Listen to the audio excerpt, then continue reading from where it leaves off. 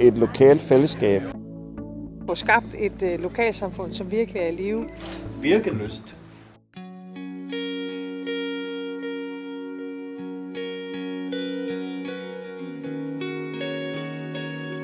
NØF står for Nordøstfalsters Fremtidsforening. Og det handler om, det er nye sociale sammenhænge, hvor det er vigtigt at være en del af en større helhed frem for et enkelt individ. Vi ligger jo nærmest i ske med Østersøen.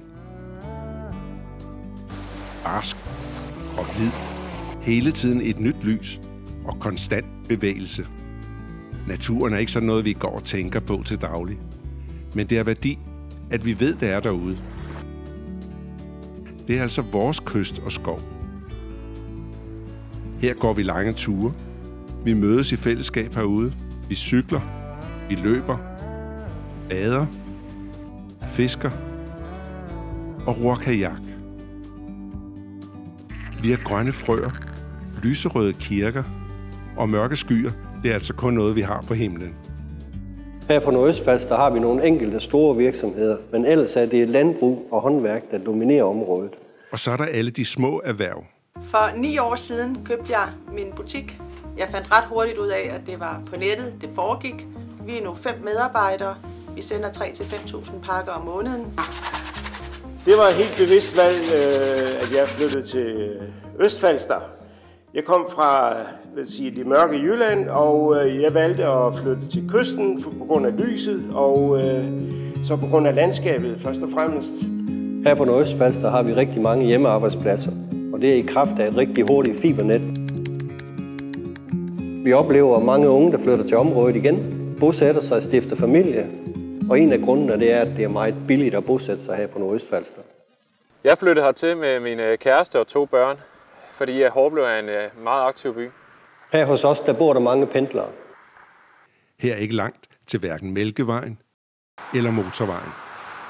Når man er på motorvejen, er der bare 1 time og 10 minutter til København eller Storebælt.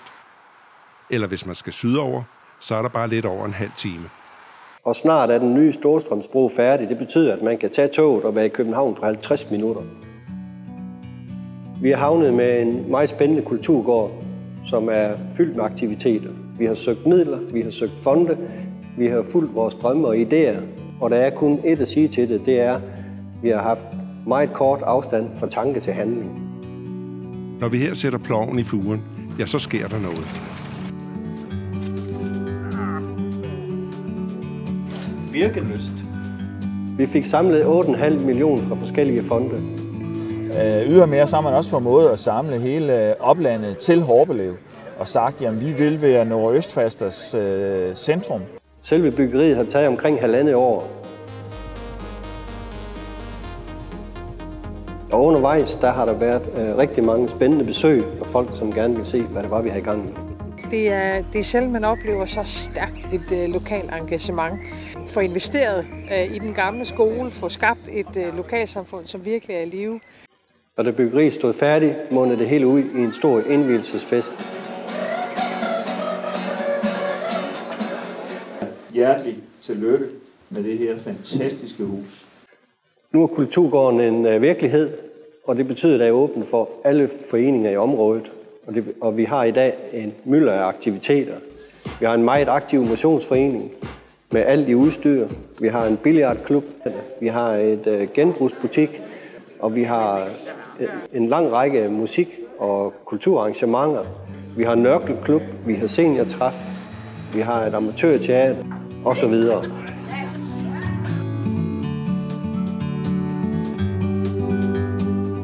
Vi står foran Horbelev Kirke.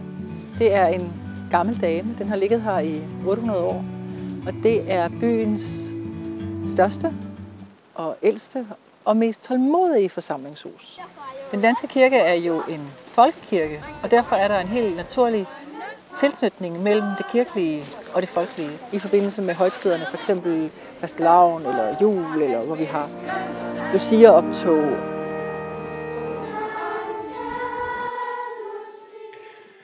Og så har vi en eventgruppe, som er rigtig dygtige til at arrangere koncerter her i området. I NØF Event arrangerer vi koncerter. Vi har tidligere haft besøg af Allan Olsen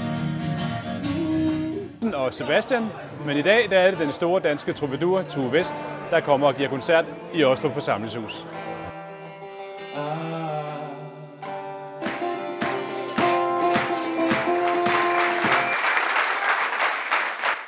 Eventgruppen er også indblandet i den årlige musikfestival. Og ved samme lejlighed, der gennemfører vi et stort sponsorcykelløb her rundt i Horbelev by. 50.751 kroner. Al musikken ved vores festival er båret af udelukkende dygtige lokale bands.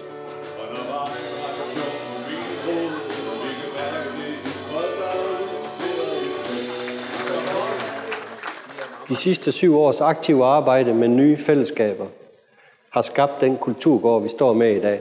Og det betyder, at vi er klar til fremtiden med en helt ny kulturel og social sammenhæng.